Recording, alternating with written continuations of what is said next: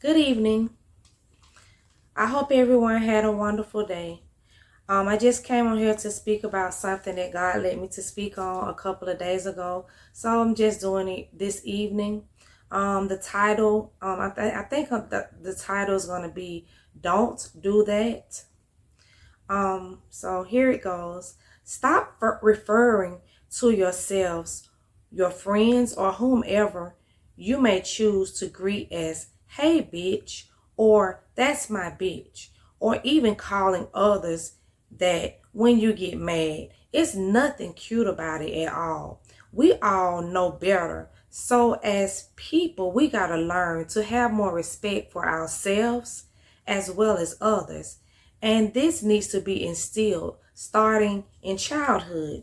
You don't want to get to fussing with someone and they call you that, because as soon as they do, then the situation escalates. Also, let's talk about using the word nigga, the way that it's being done as a greeting as well as in music. That just leaves room for those who are prejudiced to call us the word nigger, because the first thing they say is y'all call each other that, knowing very well that both of the words are spelled differently. I know that you may be young and don't care, or maybe even really just don't want to do better. But there are adults and even some children and teenagers that are doing this. And I know they were taught better, but some of them weren't. Or maybe they just don't care, or they even think that, oh, it's not that serious. And really and truly it is. Me personally, I have never greeted anyone by calling them nigga or saying that's my nigga, or when you know better, you should try to do better. There are songs that I know for sure we have all listened to that those words are in. But me personally, I have always felt some type of way when I would hear those words being used in songs. I still say it to this day to my son sometimes. My whole life, I have always loved gospel music more than any music. But don't get me wrong. I love all types of music. But for me, the music has to have meaning and be relatable.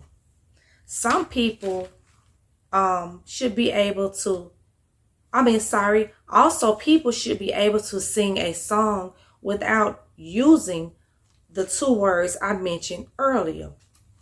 I hope me speaking on this doesn't ruffle any feathers, but if it does, take it up with God, because He led me to speak on this subject. So that's why I'm doing it. You gotta start being leaders and not followers. Stop following the crowd and follow Jesus, because following the crowd will get you in trouble.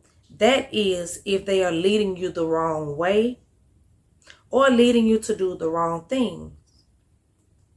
But following God, in the end, will give you an eternity of troubleless, painless peace, love, happiness, and serenity once you're no longer here on earth. Sure, there will be a few bumps in the road of life following God, but I guarantee you it will all be worth it in the end. When you take your last breath and you can be at peace because you have done your very best to live a life that is pleasing to God. God doesn't ask us for much, but people will have you out here flipping through hoops just to be a part of the crowd. All you got to do is accept Jesus Christ as your Lord and Savior and believe that God raised him from the dead, and you shall be saved. And believe me, there ain't no fooling God, because he knows your heart. Don't forget to respect yourself as well as others. Stop throwing those words around like it's just all cool, because it ain't.